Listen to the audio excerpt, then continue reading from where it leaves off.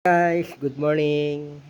Nice kong i-share sa inyo, no. Sabi po rito, remember that God remembers, no. Minsan kala natin walang nakakaalala sa atin sa mga panahon na tayo ay nagkakaroon ng challenge sa buhay, pero dapat tandaan natin na may na umaalala sa atin kundi ang ating Panginoon Diyos, no.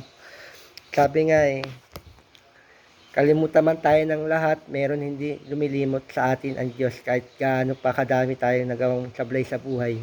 Mga pagkakasala tayo hindi malilimot ng ating Diyos sapagkat pinapadamay niya ang pagmamahal niya sa ating lahat. Kaya tandaan mo, remember that God remember you, no? No, napakagandang dalhin natin sa buhay natin sa araw-araw na tayo ay inaalala ng Diyos. Bakit ba tayo inaalala ng Diyos? Kasi sabi niya sa kanyang salita, lalangin natin ang tao ayon sa ating wangis, ayon sa ating pag-uugali. So, tayo ay God's image, no?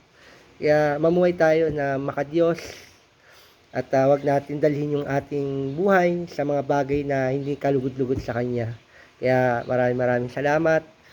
Yun lang ang share ko, mga kapatid. Pagpalain tayo ng ating Diyos.